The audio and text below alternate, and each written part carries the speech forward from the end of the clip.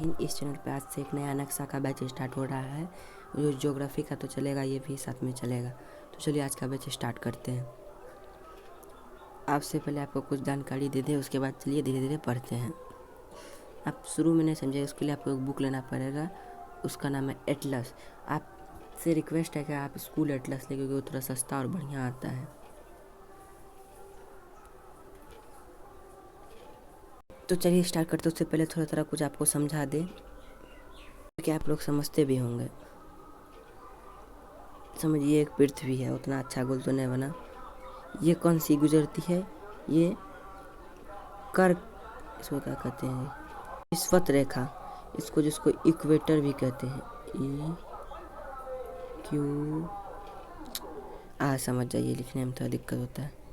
उसके बाद ये जो गुजरता है, ये मकर रेखा, जिसको ट्रॉपिक ऑफ कैप्रिकॉर्न बोलते हैं। और ये जो गुजरता है, ये कर्क रेखा, ये कर्क रेखा जैसे ट्रॉपिक ऑफ कैंसर। इसमें और एक चीज़ गुजरता है, इधर का भाग हो गया तो ये आर्कटिक, और इधर का भाग हो गया तो ये अंटार्कटिक। अंटार्कटिक और आर्कटिक में भी ये चुनाव वाले में बहुत प्रचार इधर करते हैं, डिस्टर्ब होता है। चलिए, इधर जो है यहाँ पे गुजरता है, जिसका नाम, यहाँ पे देखिए दो भाग है। एक नंबर वाला टुंड्रा, 2 नंबर वाला टैगा। टुंड्रा और taiga, tundra taiga, tundra taiga, tundra tundra taiga, tundra taiga. ये टुंड्रा और ये टैगा, ये टुंड्रा और ये टैगा, टुंड्रा टैगा। चलिए आगे चलते हैं। यहाँ तक तो समझा दिए, इससे अच्छा आसानी होगा आपको थोड़ा थोड़ा समझने में। कॉन्टिनेंट बाय कॉन्टिनेंट हम लोग पढ़ेंगे।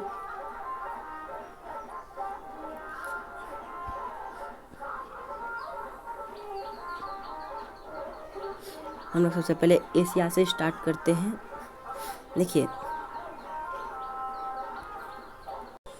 देखिए यहाँ पे भी है, जैसे ये नीचे का हो गया साउथ, दक्षिण, नॉर्थ, उत्तर, ईस्ट, वेस्ट, ईस्ट वेस्ट।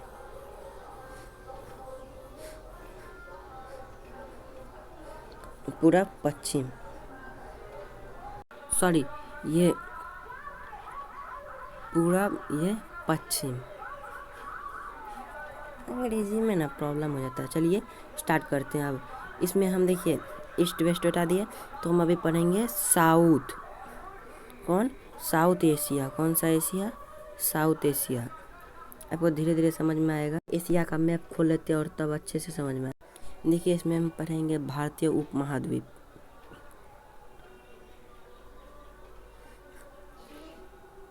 उपमहाद्वीप या सब कॉन्टिनेंट कर सकते हैं।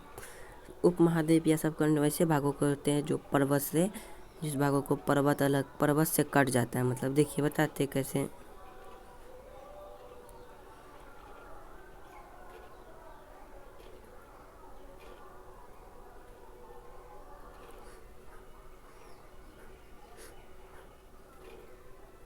यहाँ पे है हिंदुस्तान और अफगानिस्तान और पाकिस्तान के बॉर्डर पे हिंदू कुश, और इधर है हिमालय, ऐसे है ना। तो ये इतने भाग को काट दिया। देखिए तो इसमें जो सबसे बड़ा देश रहता है उसी का नाम पे पड़ जाता है। यहाँ पे सबसे बड़ा कौन है? भारत। तो ये भारतीय उपमहाद्वीप। ये तो समझ में आ गया। इसमें भी एक है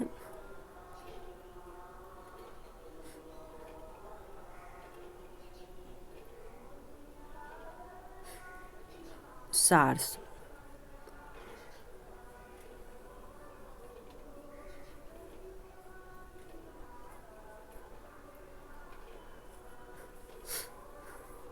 कौन सा? सार्स। देखिए सार्स का फुल फॉर्म क्या आता है? South Asian association regional cooperation. मतलब समझिए, साउथ कहाँ का लोग? साउथ का। और किस साउथ का? तो एशिया का। साउथ एशिया का लोग ने एक एसोसिएशन बनाई। एसोसिएशन, उसके बाद क्या? रीजनल, किस काम के लिए? तो रीजनल और कॉरपोरेशन के लिए। रीजनल और कॉरपोरेशन के लिए।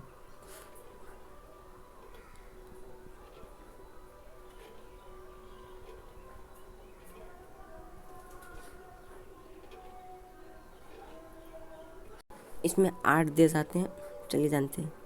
सबसे पहला मालदीव, एक छोटा सा है यहाँ पे। मालदीव नहीं दिखा, चलिए हम ही घुस देते हैं थोड़ा सा। यहाँ पे है मालदीव। उसकी कोई खास विशेषता नहीं, टूटा टूटा हुआ देश है। उसके बाद है श्रीलंका, फिर इंडिया, पाकिस्तान, अफ़गानिस्तान। वो ये नहीं आता, फिर भी इसको रखा गया अफ़गानिस्तान। हम भारतीय उपमहाद्वीप नहीं, ये सार्स के बारे में बताया, इसमें अफ़गानिस्तान भी आता है। उसके बाद आता है नेपाल, चुटकी सा भूटान, उसके बाद बांग्लादेश। क्या गो? 8 गो। कौन कौन से? मालदीव, श्रीलंका, भारत, पाकिस्तान, अफ़गानिस्तान, नेपाल, भूटान, बांग्लादेश। मालदीव, श्रीलंका, भारत, पाकिस्तान, अफ़गानिस्तान, नेपाल, भूटान, बांग्लादेश। मालदीव, श्रीलंका, भारत, पाकिस्तान, अफ़गानिस्तान, नेपाल, भूटान, बांग्लादेश। मालदीव, श्रीलंका, भारत, पाकिस्तान, अफ़गानिस्तान, नेपाल, भूटान, बांग्लादेश। हो गए 8 गो।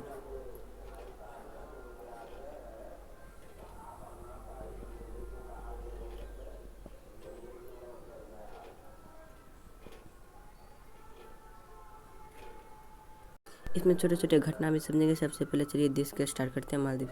मालदीव की कोई खास विशेषता नहीं है, आपको दिखाते हैं कैसा देश है। आप लोगों को मालदीव दिखाते हैं। मालदीव की कोई खास विशेषता नहीं, टूटा हुआ देश है।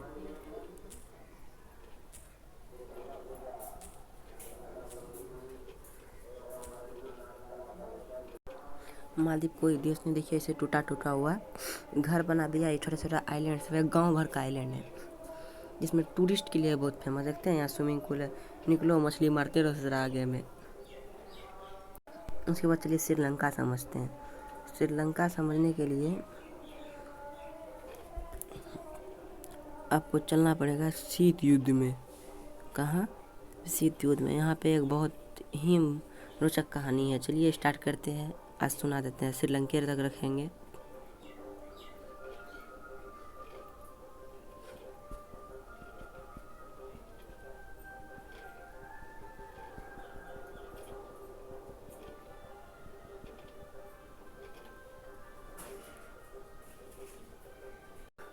इसमें देखिए श्रीलंका का वर्ल्ड मैप में कोई चीज़ थोड़े क्लियर दिखता है,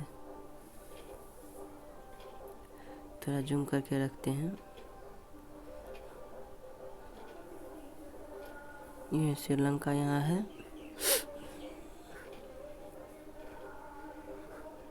ये हो गया अमेरिका और ये हो गया रूस। जब यहाँ शीत युद्ध चल रहा था ना, इन दोनों में एक ही था, हम पावरफुल तो हम पावरफुल।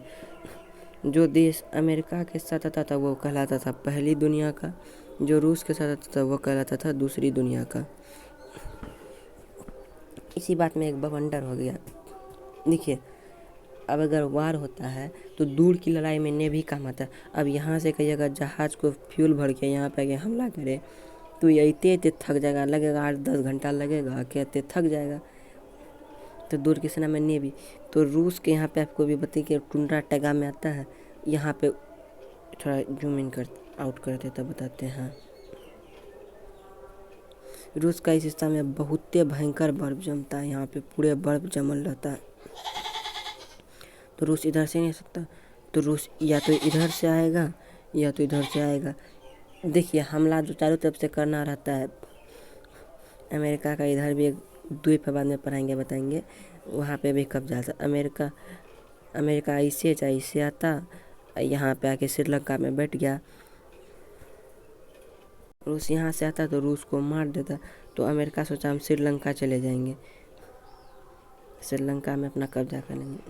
इसके लिए उन्होंने दिमाग लगाया। श्रीलंका को जो है उन्होंने खूब पैसा दिया, बहुत सारा चीज़ वगैरह पैसा वगैरह दिया और यहाँ पे श्रीलंका को कहा हमको एक रडार लगाने का, ट्रांस स्टेशन दे दो। तो अमेरिका यहाँ पे अपना रडार वडार लगा लिया। अब इधर श्रीलंका लोल फंस गया। अमेरिका यहाँ से आके यहाँ लोल लगा, दूसरे का मैदान में युद्ध होता, इधर से रूस होता मार देता। तो रूस भारत के पास आया, बोला तुम हमको बचा लो। उस समय में भारत का प्रधानमंत्री था इंदिरा गांधी थी। इंदिरा गांधी बहुत ही स्ट्रिक्ट प्रधानमंत्री थे, आपको पता होगा।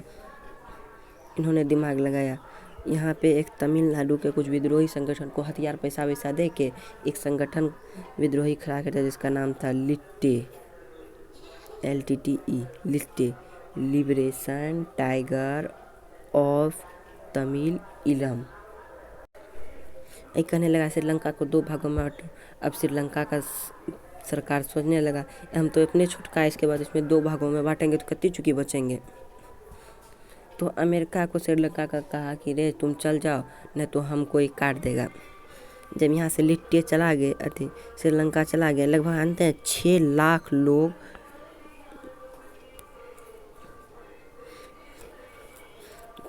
लाख लोग मारा गया। किसके चक्कर में? इग्नो के चक्कर में। शीत युद्ध एक ऐसा चला हुआ सबसे लंबा वार जिसमें अमेरिका और रूस एक दूसरे पे एक भी गोली नहीं चलाए, लेकिन पूरा दुनिया में गोली जो देश अमेरिका के रूस के फेवर में आता उसे अमेरिका बर्बाद कर देता, जो अमेरिका के फेवर में आता रूस में। जो अफगानिस्तान में तालिबान चल रहा है किसके कारण? रूस के कारण। अफगानिस्तान में पहले तालिबान को किसके उतारा? इसने, अमेरिका ने। यहाँ से वो बढ़िया सा टीचर को उठा के ले गया जिसका नाम था ओसामा बिन लादेन। क्या? Osama bin Laden. वहाँ पे एक कोचिंग खोला, तालिबान कोचिंग सेंटर। अब वहाँ पे आतंकवादी लोग को ट्रेनिंग देने लगा और बोला रूस को मार के भगाओ। तालिबान को कौन दिया था? हथियार दिया अमेरिका, पैसा दिया अमेरिका, सब चीज़ दिया अमेरिका, ट्रेनिंग दिया अमेरिका। किसको मारने के लिए? रूस को। और उसके बाद जब ओसामा बिन लादेन ने सोचा कि क्यों ना, अमेरिका पे यहाँ पे कुछ झगड़ा था तुर्की वगैरह में, ओसामा बिन लादेन उससे गुस्सा हो गया। उन्होंने 2001 में कौन से कहें 9/11 में हमला करवा दिया था। साला भयंकर हमला हुआ था। ये सब ना, ये दोनों के चक्कर में बहुत कांड हुआ है। जो देश शक्तिशाली बनते हैं ना, वो 100% प्योर चुतिया होते हैं। बताइए ना, यहाँ मासूम लोगों की क्या गलती जो इतने अभी जान जा रहे हैं? इन लोग का तो अजीब ही कहना है। यहाँ पे 6 लाख लोग मर गए, उनकी क्या गलती थी? श्रीलंका समझ में आ गया। श्रीलंका के नीचे एक बंदरगाह था, वहीं पे ट्रांसमीटर लगाने लगा। तो कौन बंदरगाह? हम्बनटोटा। कौन सा? हम्बनटोटा बंदरगाह। हम्बनटोटा बंदरगाह कहाँ पे है? श्रीलंका में। कौन सा बंदरगाह? हम्बनटोटा। अब अमेरिका भारत से भी खपा हो गया। अमेरिका समझ गया भारत एक नया दुश्मन बन गया भारत का। चलिए आज यहीं तक रहते हैं, मिलेंगे नेक्स्ट क्लास में। जय।